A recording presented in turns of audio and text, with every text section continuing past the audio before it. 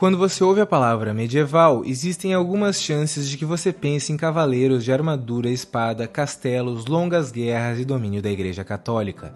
Isso não está exatamente errado, é só bem reducionista e se refere a uma ótica totalmente eurocentrista, a mesma ótica que fez com que esse período de quase 1000 anos ficasse conhecido como Idade das Trevas, ainda que esse termo seja cada vez menos usado e menos aceito. A Idade Média, como é mais adequado falar, se estendeu mais ou menos do século V ao século XV, e a nossa visão eurocentrista é justificada pelo fato de ter sido esse recorte do mundo que exerceu a principal influência sobre a sociedade ocidental. É claro que toda cultura que pulsava fora da Europa faz com que o termo Idade das Trevas seja ainda menos apropriado, e também é claro que, direto ou indiretamente, a gente foi influenciado por essa cultura que veio de fora. Boa parte dos escritos de vários filósofos da Grécia Antiga chegou aos dias de hoje graças aos sírios e os árabes. Alguns trabalhos de Aristóteles, por exemplo, só existem na tradução arábica, não tendo sobrevivido no grego original. Mas voltando à Europa, o que mudou o jogo todo foi a ascensão do cristianismo e, consequentemente, a queda do Império Romano. Como a gente bem sabe, a filosofia já tinha se provado boa em fazer grandes perguntas, e mais, as perguntas corretas, mas quase nunca com respostas definitivas e nem sempre com respostas satisfatórias, pelo menos não para todo mundo. Aparentemente, o cristianismo conseguiu suprir essa demanda, oferecendo muito mais respostas do que a filosofia helenística vinha oferecendo até então. Não eram respostas embasadas na lógica ou na razão, mas com base na fé. A busca por um logos ou uma razão universal que é tudo e guia tudo existia pelo menos desde os pré-socráticos, mas ainda era relativamente abstrata. O cristianismo aponta claramente esse logos. O logos divino era o próprio Deus e havia encarnado em Cristo. Mais palpável que isso, impossível. Se na filosofia antiga existiram várias correntes filosóficas, fortes divergências, uma dialética intensa e principalmente a ruptura com o pensamento mitológico e o florescer do pensamento racional, na filosofia medieval as coisas foram um pouco diferentes. Primeiro, porque influenciada pelo cristianismo, a filosofia volta a uma espécie de pensamento mitológico, tendo como base a fé na Bíblia. Segundo, porque durante todos esses longos séculos, os filósofos tiveram uma ocupação específica, a união dessa fé com a razão, mais especificamente do cristianismo com o platonismo e o aristotelismo. Isso não significa que não existiam divergências e contra-argumentações, mesmo entre os filósofos que defendiam uma linha similar de pensamento, mas que o embate de ideias não era tão aquecido quanto na antiguidade, e quanto menor for o embate de ideias, menor é a evolução do pensamento racional. Durante muito tempo, a gente olhou para a Idade Média como uma época de estagnação nas ciências e nas artes, boa parte disso devido às barreiras impostas pela Igreja Católica, que foi basicamente o que fez com que esse período ficasse conhecido como Idade das Trevas, especialmente se comparado com a absurda produção intelectual desde o surgimento da filosofia na Antiguidade nos séculos que antecederam e com o Renascimento que aconteceu logo em seguida. É inegável que isso tenha pelo menos um fundo de verdade, mas a Idade Média também deixou seu marco na filosofia e no modo de pensar do Ocidente, um marco extremamente forte que nos acompanha até os dias de hoje. A filosofia medieval pode ser dividida em duas fases. A primeira foi a patrística, que teve como nome principal Santo Agostinho, que foi influenciado principalmente pela filosofia de Platão. Essa fase tem como objetivo justificar os dogmas da Igreja com o uso da razão e do pensamento filosófico e converter os pagãos em fiéis católicos. A segunda foi a escolástica, que teve como nome principal São Tomás de Aquino e como principal influência a filosofia de Aristóteles. Curiosamente, o mesmo Aristóteles que tinha sido rejeitado pela Igreja, preservado pelos sírios, passado aos árabes, compartilhado com os judeus e que finalmente retornou aos cristãos. Uma questão que surge quando se fala sobre os pensadores dessa época é se eles são de fato filósofos ou se são teólogos. Enquanto a palavra filósofo significa algo como amante da sabedoria, a palavra teólogo remete àquele que estuda Deus e sua natureza. Os próprios pensadores medievais se autodenominavam teólogos e não filósofos. Isso tem sentido, eles não partem de observações sobre a realidade ou da razão para chegarem às suas conclusões. Eles partem de uma conclusão, mais especificamente das escrituras sagradas, e usam a razão para tentar justificá-las.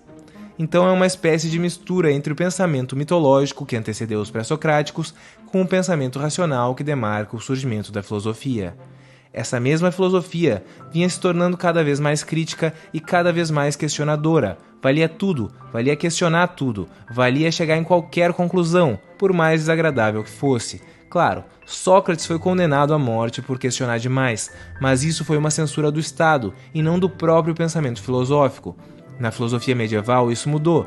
Definitivamente não existia essa liberdade de pensamento. Não valia tudo. O que estava escrito na Bíblia era uma verdade incontestável, e a filosofia era usada simplesmente para justificar essa verdade.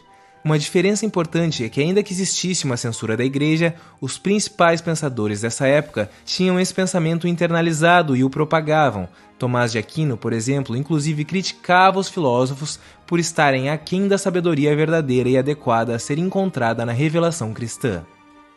Mesmo assim, filosofia e teologia podem cruzar os caminhos, e hoje em dia é comum que a gente se refira aos pensadores dessa época tanto como teólogos quanto como filósofos, ou até mesmo como teólogos e filósofos. Vários conceitos importantes surgiram a partir dessas mudanças de pensamento. Se antes existia uma certa divisão hierárquica entre as pessoas de acordo com as suas qualidades, sendo a base principal para essa divisão o intelecto e o conhecimento, a partir da filosofia medieval surge a importância da confiança.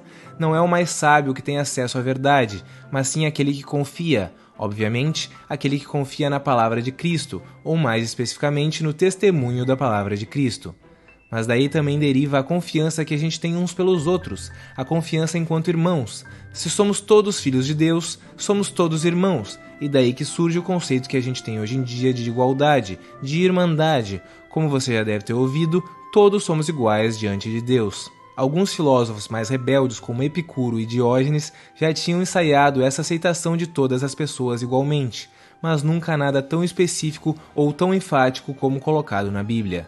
Não há judeu, nem grego, nem escravo, nem homem livre, nem homem, nem mulher. Todos sois um no Cristo Jesus.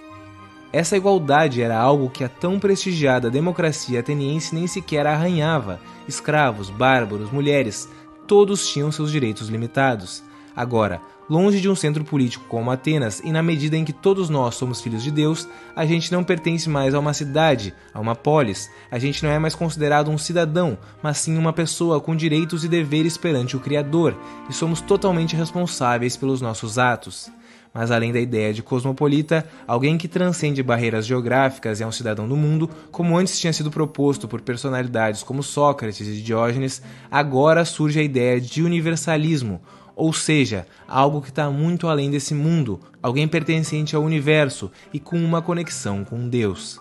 Afinal de contas, diferentemente do que se tinha estabelecido até então, o universo não sempre existiu, mas foi Deus que o criou. É daí que vem a Igreja Universal do Reino de Deus que todo mundo já viu por aí. A partir dessa igualdade, o conceito de virtude que tanto foi importante para a filosofia antiga toma outro formato. Não é a pessoa mais inteligente que pratica a maior virtude, mas aquela que usa da forma certa a sua inteligência.